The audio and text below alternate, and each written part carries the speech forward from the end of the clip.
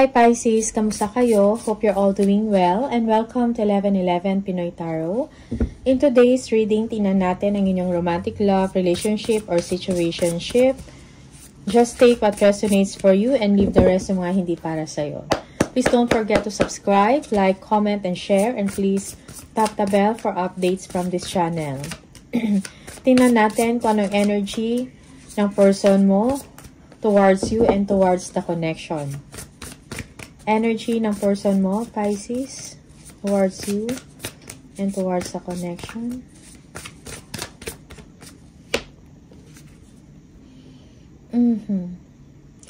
Merong someone dito na obsessed about you.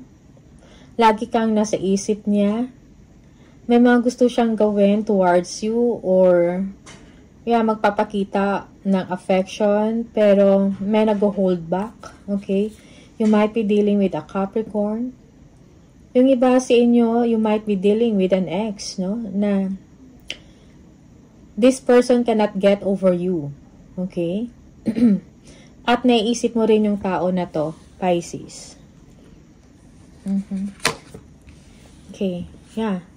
Nine of Swords. This person is obsessing, no? Parang may addiction siya about you. Naisip ka kahit saan siya pumunta or kung ano yung ginagawa niya, naiisip ka niya.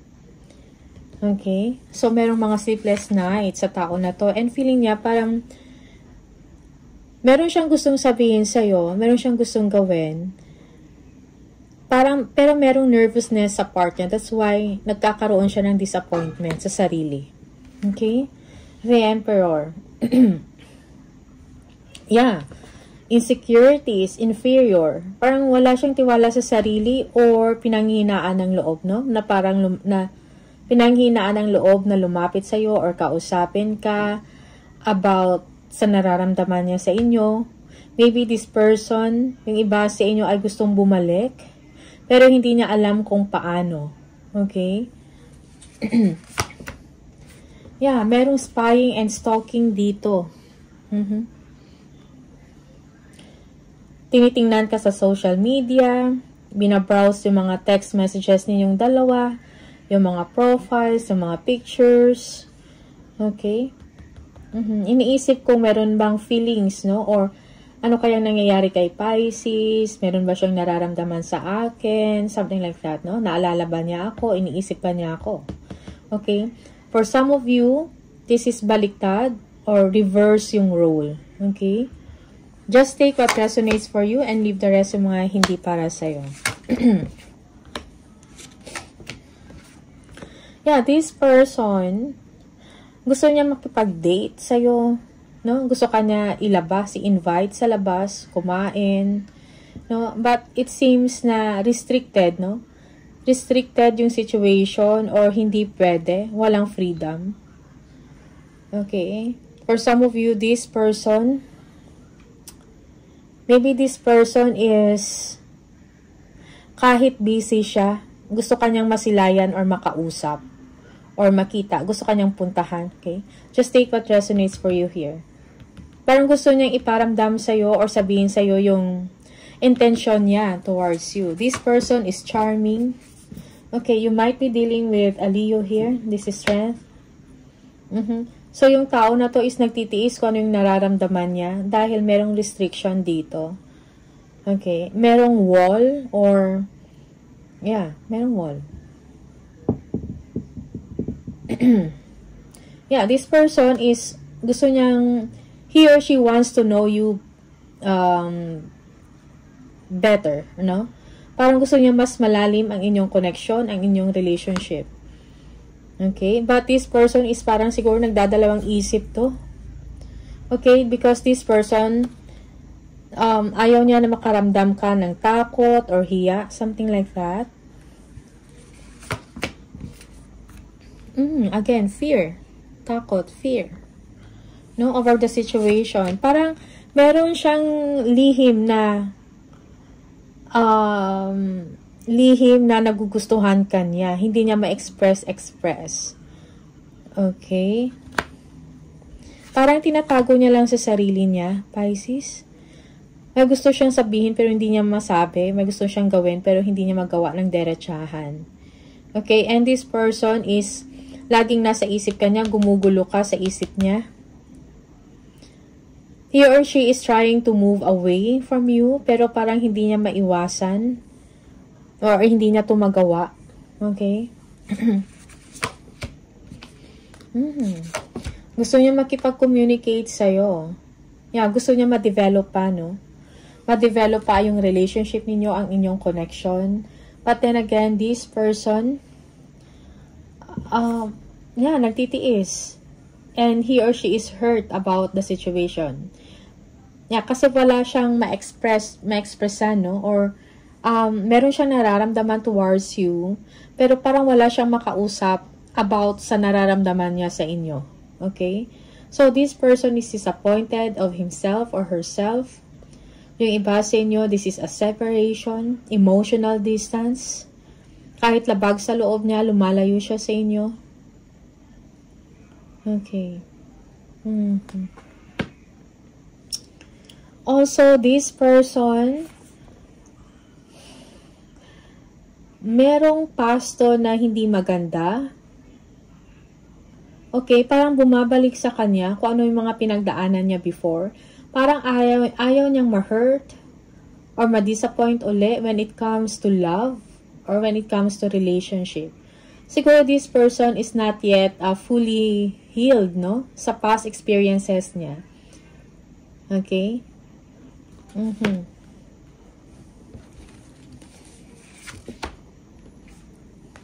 Okay.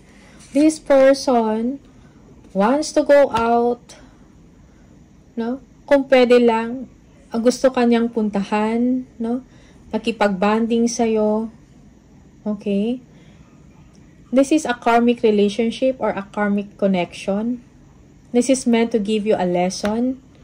Okay? Or parang tinitest ka or china-challenge ka nitong sitwasyon na to. Itong connection, yung nararamdaman nyo sa isa't isa. Okay?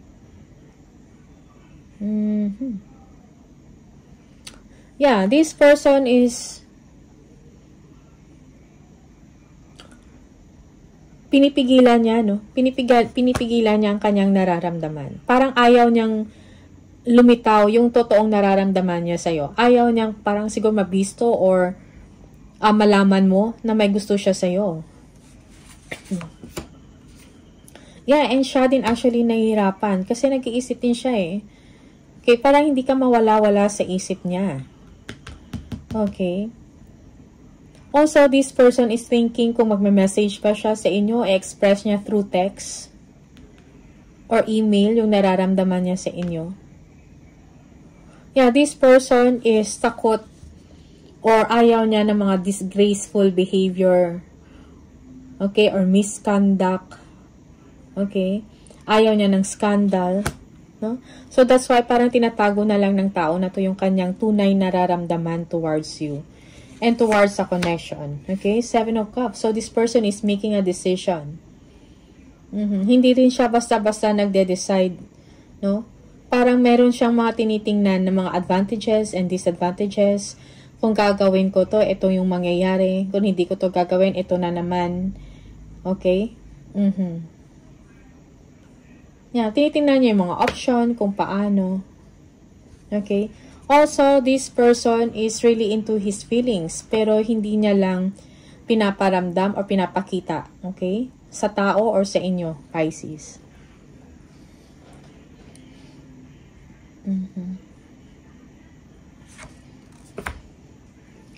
The Hangman. Okay, yung para sa kanya is, bahala na lang, come what may. Kung ano na lang yung gagawin everyday, yun na lang din yung gagawin ko. Parang siya ay nag-aantay, kailangan niya magsakripisyo sa kanyang nararamdaman. Okay? So, parang, yan, kailangan niyang magsakripisyo dahil alam niya yun yung kailangan gawin. Okay. That is for some of you. Yung parang ayaw niyang i-push nyo yung kung ano yung gusto niya. Dahil alam niya merong restriction dito, merong obsession, merong secrets or hidden, something like that. Okay, maybe this connection is secret. It's a secret.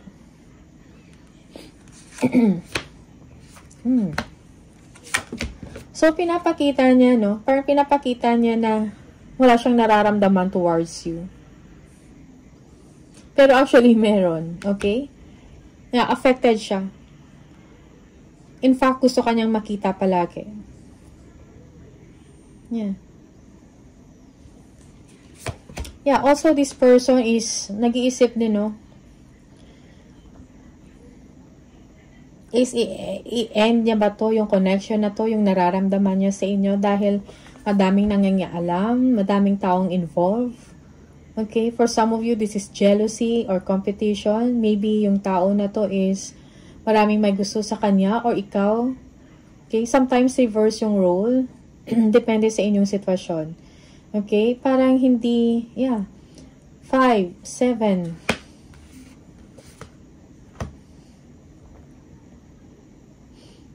It's a complicated situation or connection. And this person is nag-iisip kung i-end to.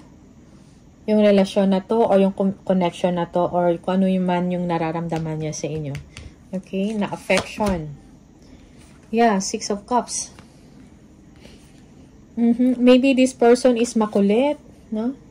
Parang pinapakita niya sa inyo na parang gusto niya makipagkaibigan. Okay? Yeah. Or namimiss ka ng tao na to. Pisces. Maybe for the longest time or may mga pagkakataon na hindi siya nagpapakita sa inyo, the Hangman, nagpapahinga, merong pause, no? And this person is missing you. Kahit anong gawin niya, lagi ka pa rin sa isip niya. Namimiss ka niya, parang hinahanap-hanap ka niya, Pisces. Okay, yeah. The Lovers. Special feelings towards you. Merong mutual dito, no? Parang pareho yung nararamdaman ninyo sa isa't isa. Okay? Soulmate ito. This person is your soulmate. Baka meron kayong past life. Sa past life is, siguro, mag-girlfriend, boyfriend, or mag-asawa kayo nito sa past life niyo. Okay? The Lovers. Yung chemistry is there. Yung intimacy, yung desire na gano'n, nandito. Okay? Nasa energy. Attracted kayo sa isa't isa. Pero hindi kayo nagsasalita. King of Swords.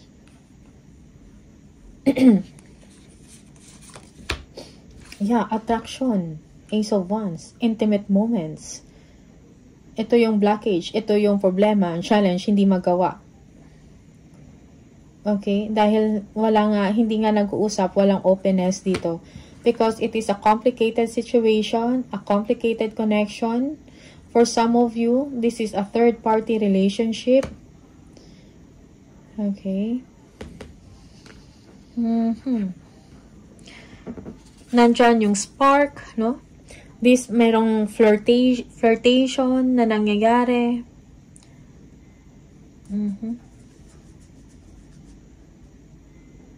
Yeah, yung iba sa inyo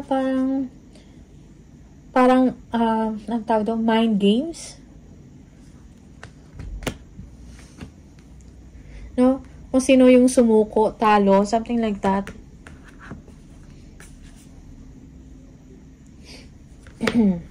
Yung person na to is hindi din siya makagawa ng isang malaking daring na move, no, towards you. Kasi this person has fear, no? Parang meron siyang past experience, no? Parang ayaw niyang mangyari uli yung separation. Parang natatakot siya masaktan uli. Okay, Pisces.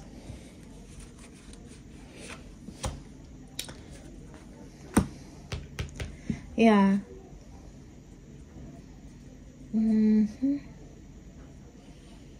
For this person, this is like a burden. Parang mabigat na sa kalooban niya na hindi niya ma-express, hindi niya masabi yung nararamdaman niya sa inyo, hindi ka niya ma-confront. No?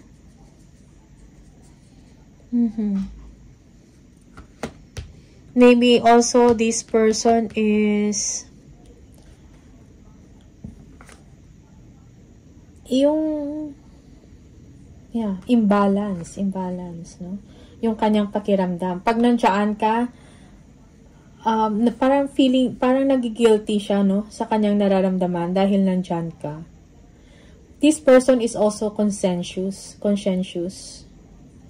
Okay? Guilty siya sa kanyang nararamdaman pag nakikita ka. And sometimes nakikita mo to sa kanyang galaw. 5 of Wands. No, yung parang hindi din siya mapakali. For sometimes he or she is 6 of Cups, no? Playful. Parang nagpapakita ng support and kindness to you. Okay. Tingnan natin.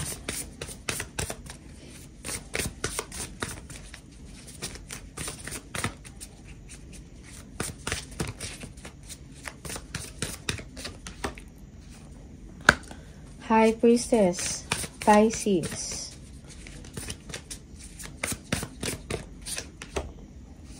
Queen of Swords. Okay. Parang communication yung kailangan na to. Yung tao na to, parang mas sharp din, no? Yung kanyang intuition. Meron siyang nararamdaman na gusto mo rin siya. Okay? May inner knowing na siya, may inkling siya na meron ka ding nararamdaman sa kanya. Pero parang hindi papahuli. Okay, Queen of Swords, kailangan ng communication dito. This person is expecting you also to communicate with them, or this is you, Pisces, parang you are thinking, no, dreaming, na ano kaya kung magsabi to yung person na to sa akin, na kanyang tunay nararamdaman. Okay, communication is needed. 3 of Cups, yes, for some of you, parang ang hirap na magkasama or maging exclusive sa person na to. Okay.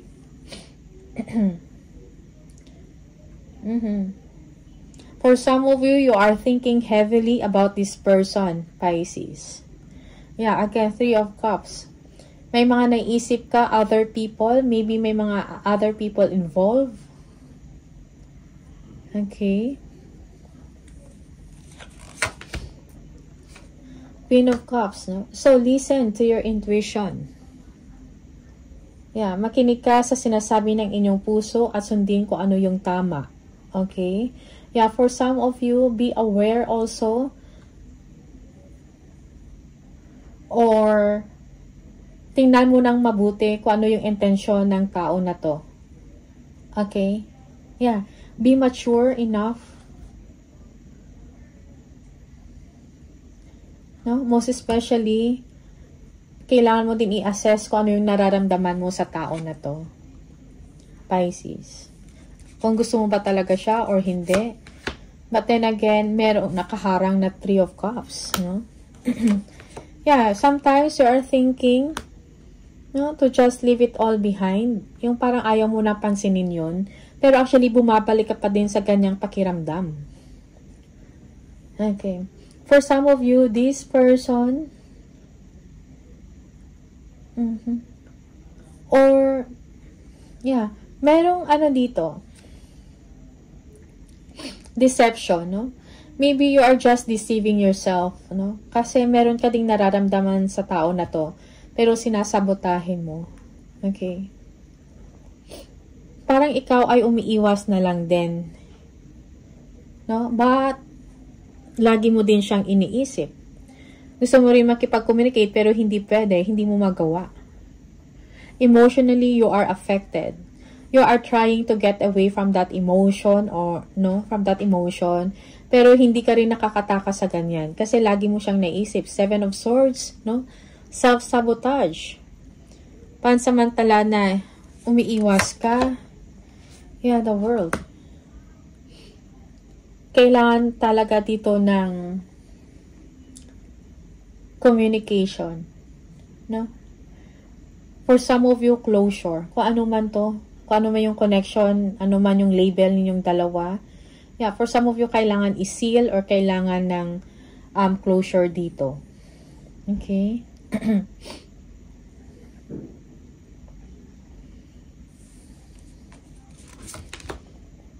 Knight of Swords. Okay, you are running away from this. Pisces. Okay, for some of you, you are driven about sa work mo. Parang gusto mo iwanan yung sitwasyon na to na merong uncertainty or wala ka namang makuhang sagot or hindi mo, ano tawag dito? Yeah, yung parang vague kasi wala nga communication. Pero merong mutual feelings sa isa't isa. And for you, you don't want this. So, parang iniiwanan mo lang pansamantala yung ganitong sitwasyon and magfo-focus ka sa ambition mo, sa work mo, sa target mo. Okay?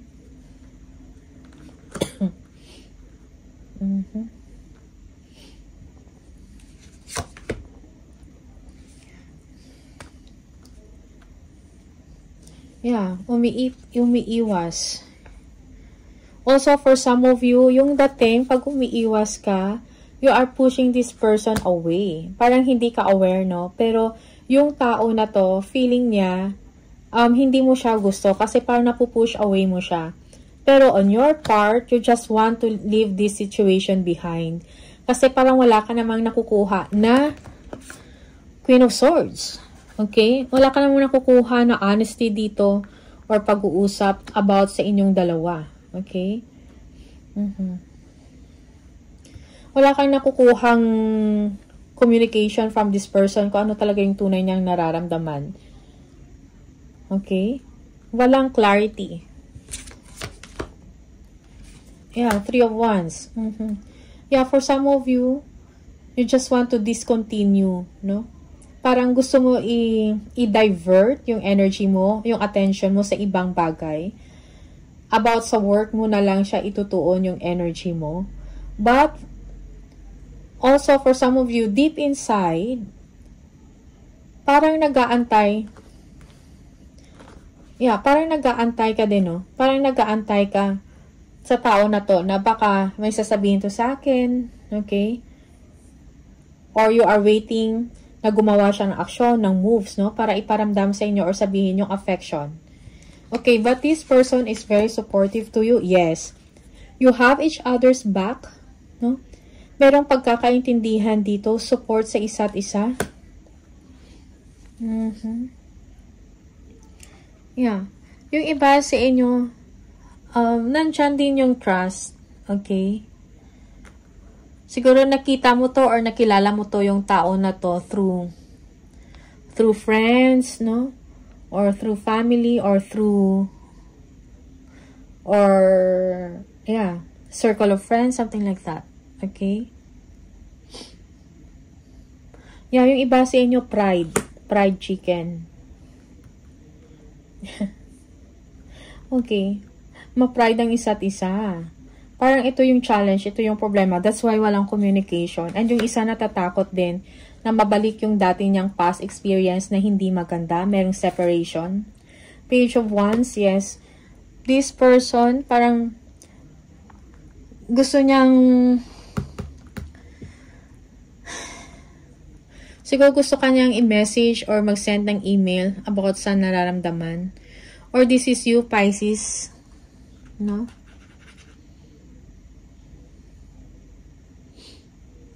Your person is lovable or ito yung gusto mo sa person na to, supportive. Okay, merong trust. Okay. You have each other's back and you feel good about this, Pisces.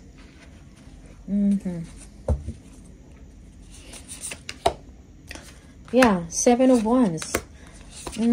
Yeah, for some of you, you are healing in this situation or ayaw mo maistorbo ka sa ganitong energy. Okay, you are focusing on yourself. Yeah, yung iba sa inyo, yes, when it comes to work, you are doing well. Okay. Yung iba sa inyo, you are just, or this person is showing kindness to you.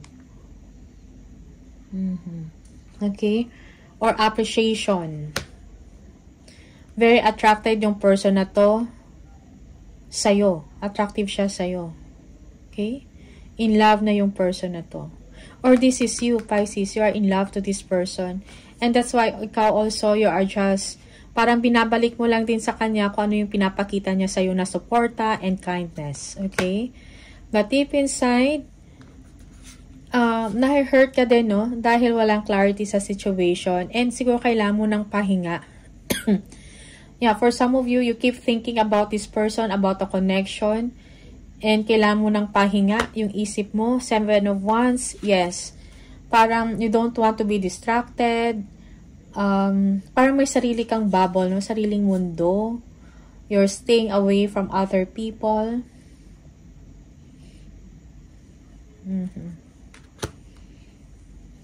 Okay. Tingnan natin.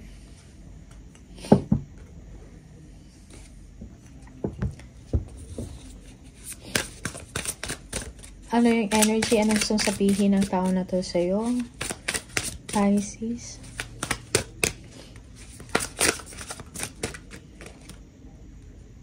Why can't I move on from you? See?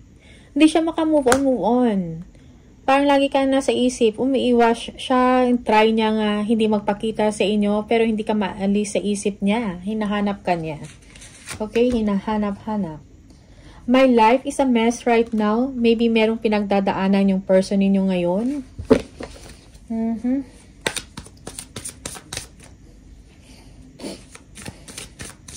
Yeah, maybe sometimes kung ini-ignore ka or hindi ka pinapansin, meron siyang pinagdadaanan. Maybe this person is may other obligations or responsibilities aside from you, no?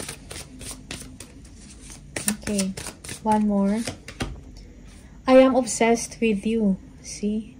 Again, this is a confirmation. This person is obsessed with you. Meron na siyang addiction sa inyo. Hindi siya, kumbaga, hindi siya makaget over sa inyo. Okay? Parang same lang din yung energies, paulit-ulit, pabalik-balik, no? Obsession. Hindi siya makamove on sa inyo. Pero walang pag-uusap, okay? Hindi ka matanggal sa isip niya eh. Parang meron siyang gustong gawin or gumawa ng mga moves. Pero, pag nandyan na, parang meron siyang fear. Okay? Or hindi siya, nawawalan siya ng lakas ng loob, kumbaga. Okay? So, Pisces, these are the energy, the messages for you. All the best. Maraming salamat and see you on the next video. Bye!